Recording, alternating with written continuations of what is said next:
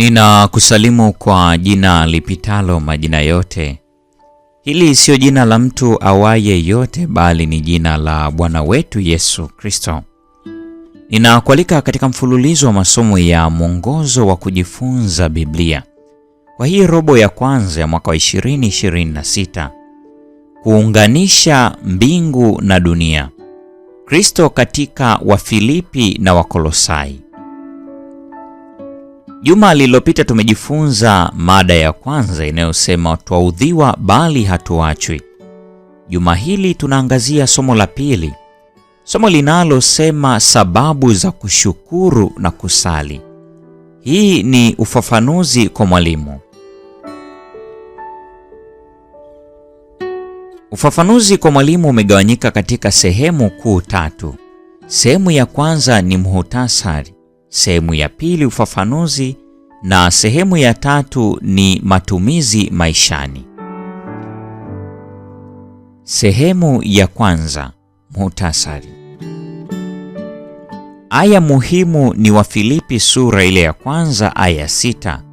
Lengo la somo, Wafilipi sura ile ya kwanza hadi 18.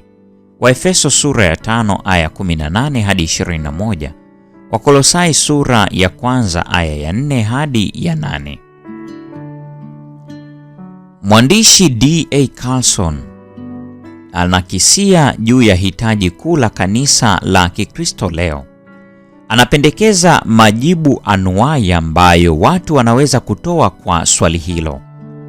Carlson anaorodhesha maeneo kama vile usafi katika masuala ya ngono, uadilifu wa kifedha na ukarimu, uinjilisti, upandaji makanisa, fikira za kibiblia na uzoefu wa kweli wa ibada ya ushirika.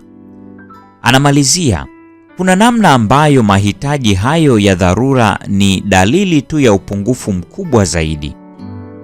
Jambo moja tunalohitaji kwa haraka zaidi katika mataifa ya Kikristo ya Magharibi ni maarifa ya kina zaidi ya Mungu. Tunahitaji kumjua Mungu vizuri zaidi.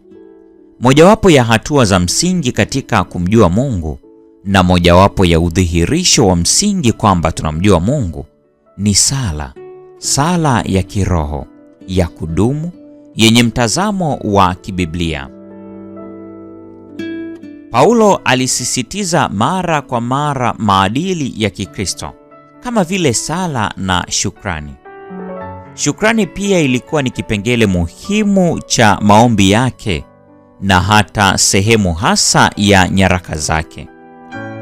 Hakuonesha tu shukrani zake kwa Mungu kupitia maombi yake siku zote, bali pia aliwatia shime wasikilizaji wake kufanya vivyo hivyo. Wakolosai sura ya 3 aya 17. Wathesalonike wa kwanza sura ile ya 5 aya 18. Aliona shukrani kama tunda la kazi ya Mungu katika moyo wa mtu. Wafilipi sura ile ya kwanza aya 6, aya 10 na aya ya 11. Somo la juma hili linaangazia mada kuu mbili. Mada ya kwanza, shukrani na maombi vimeunganishwa kwa asili kama vile pande mbili za sarafu. Mada ya pili, shukrani na maombi miongoni mwa mambo mengine vinatumika kama udhihirisho unaoonekana wa kazi njema ya Mungu ndani yetu. Sehemu ya pili, ufafanuzi. Kielelezo. Mwanasaikolojia Robert A. Emmons ananukuu wazo la kupendeza la Meister Eckhart: ikiwa sala pekee unayotoa maishani mwako ni asante, ingetosha. Katika muktadha huu, Emmons anasimulia kisa cha mwanamke aliye na dalili za ugonjwa wa baada ya polio, kinachoelezea kwa uzuri uhusiano kati ya shukrani kwa Mungu katika maombi na maisha yenye maana. Alimwandikia Emmons barua ifuatayo: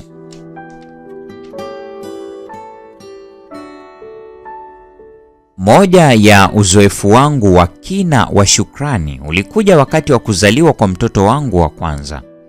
Nilikuwa nimejiuliza miaka yangu yote ya kukua, kama ningeweza kupata watoto, kama ningeweza kuwatunza watoto kwa mkono mmoja tu, na kama Mungu angechagua kunibariki kwa njia hiyo. Wakati binti yangu alipozaliwa, wauguzi wote walionyesha kutokuwa na imani na uwezo wangu kama mlezi.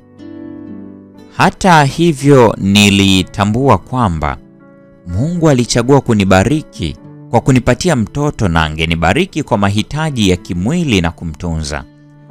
Kwa kuwa Mungu hakuchagua kuniepusha na ugonjwa wa polio, nilijua kwamba kupata kwangu mtoto hakukuwa jambo la hakika. Kwa hiyo alipozaliwa, nilimsifu Mungu kwa kumruhusu mume wangu na mimi kushiriki furaha ya kukuza mwanadamu mpya na kuwa baraka kwa Mungu. Ningekuwa na kusudi lingine kubwa zaidi kuliko kukuza mwanadamu mwingine? Hakuna. Na hiyo ndiyo ilikuwa furaha katika shukrani yangu. Furaha ya maana na kusudi katika maisha. Baadaye, Amos anasema, uthibitisho uko wazi kwamba kujizoeza kuwa na shukrani katika maisha yetu na katika mtazamo wetu kwa maisha kunatufanya tuwe watu wenye furaha daima na afya bora zaidi.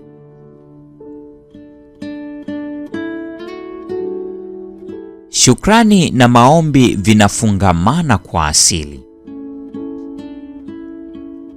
Sehemu muhimu ya kawaida katika nyaraka za Paulo ni sehemu ya shukrani, ambayo kimsingi inafanya kazi kama tendo la maombi. Wazo hili linaweza kuelezewa kwa uwazi zaidi katika jedwali lifuatalo.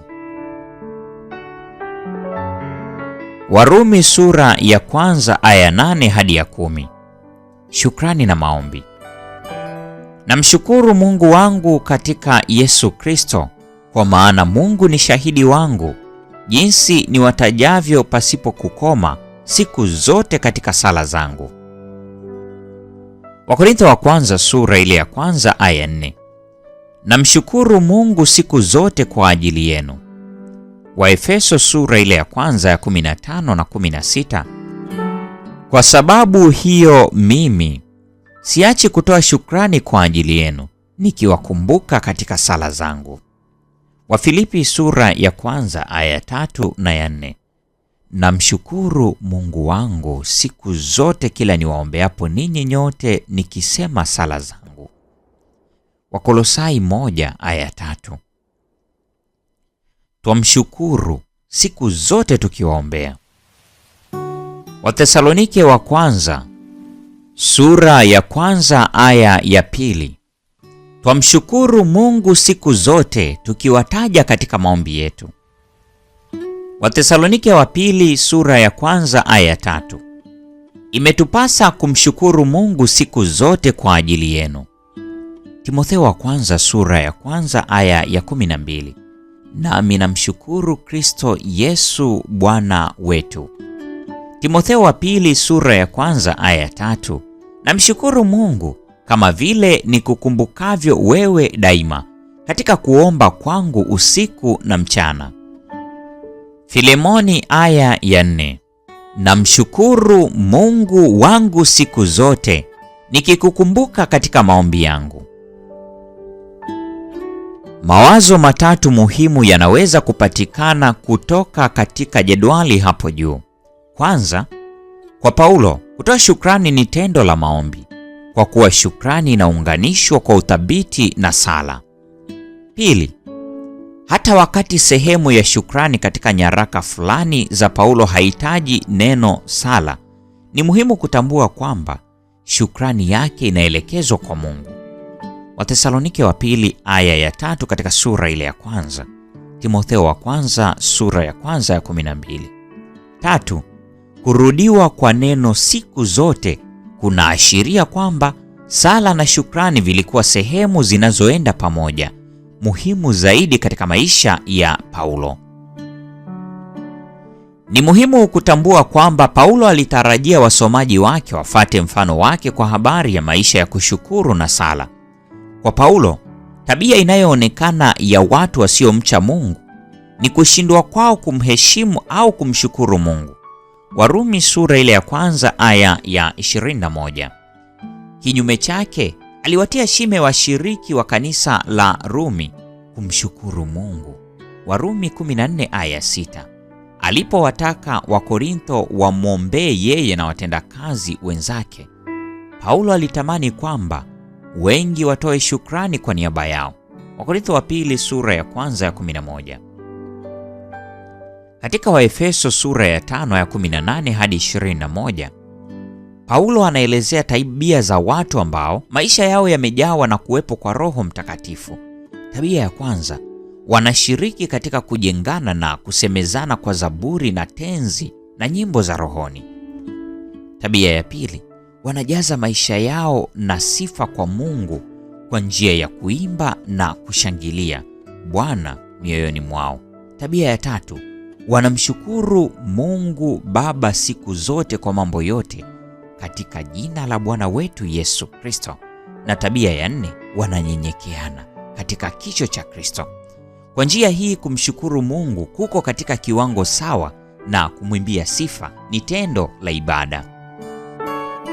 Katika Wakolosai 3:17, Paulo anaendelea mbele kidogo kwa kusema, na kila mfanyalo kwa neno au kwa tendo, fanyeni yote katika jina la Bwana Yesu, mkimshukuru Mungu Baba kwa yeye.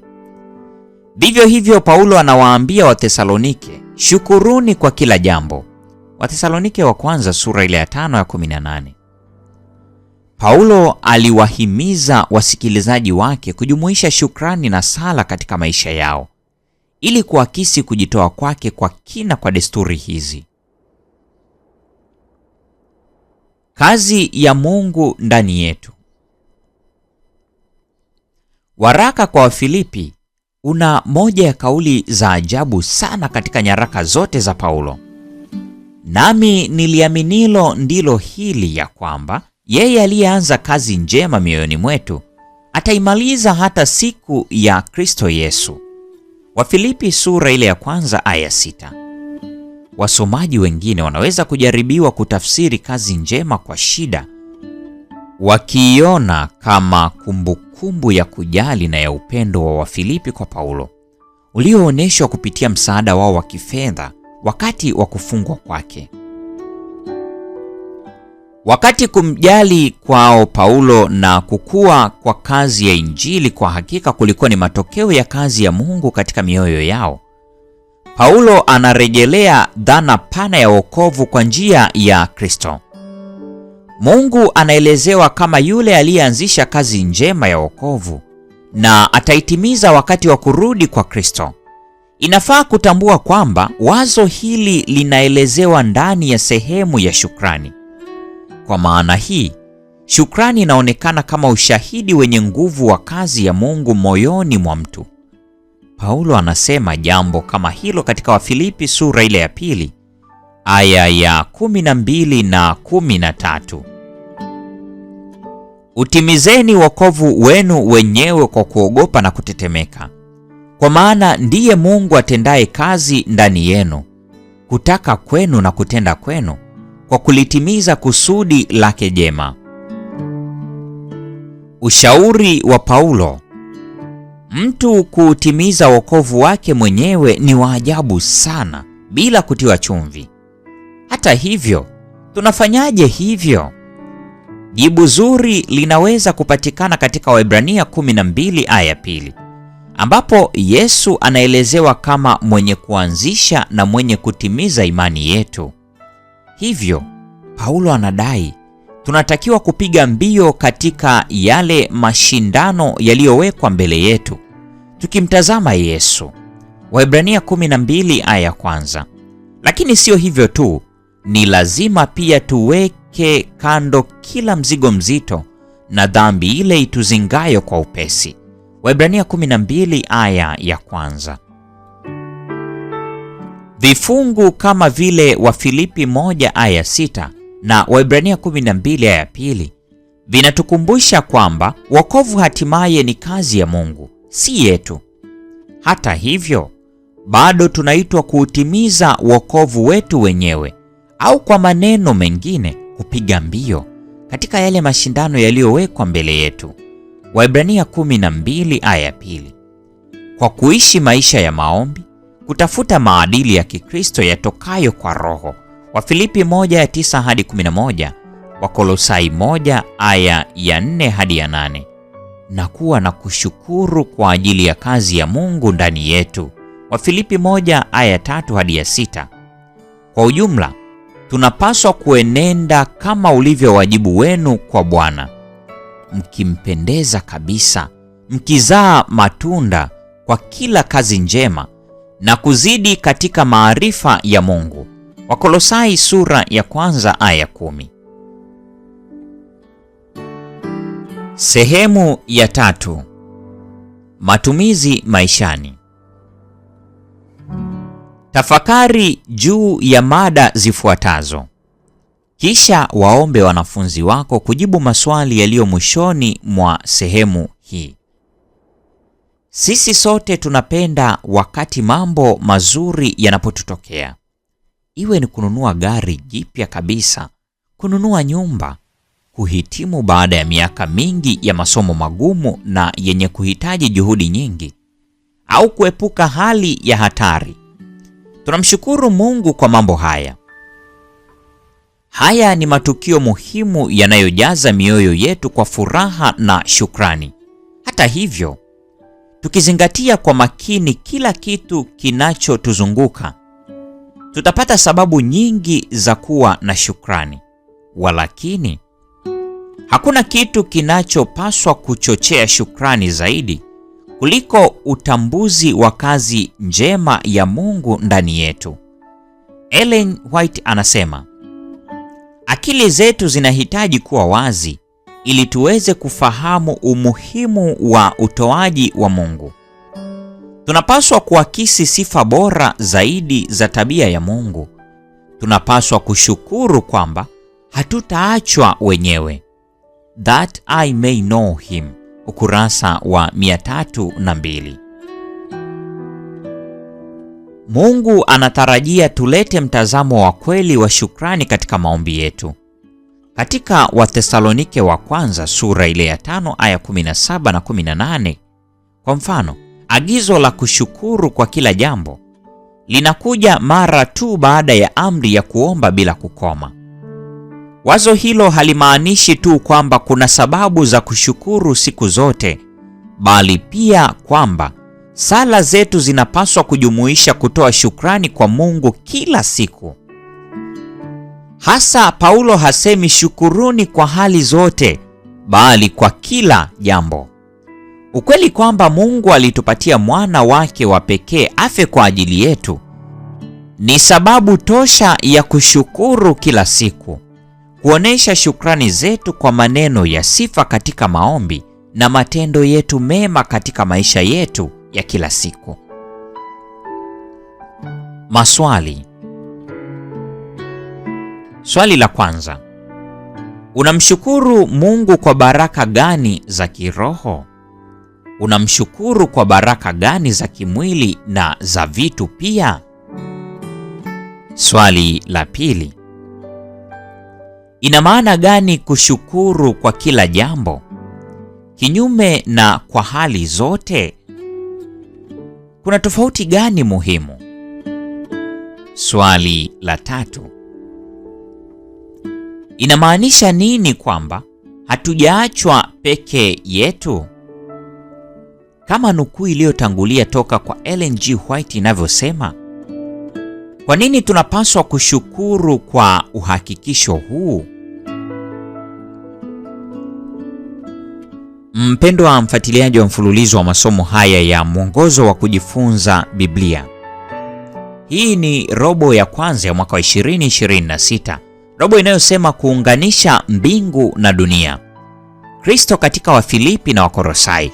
Na juma hili tumeangazia somo la pili, somo lisemalo sababu za kushukuru na kusali. Huu ni ufafanuzi kwa mwalimu. Na kwa nukta hiyo basi, ndiyo tunakuwa tumefikia tamati ya tafakari ya somo hili la pili. Neema ya Bwana wetu Yesu Kristo, pendo la Mungu na ushirika wa Roho Mtakatifu udumu kuwa pamoja nasi sasa na hata milele. Amina.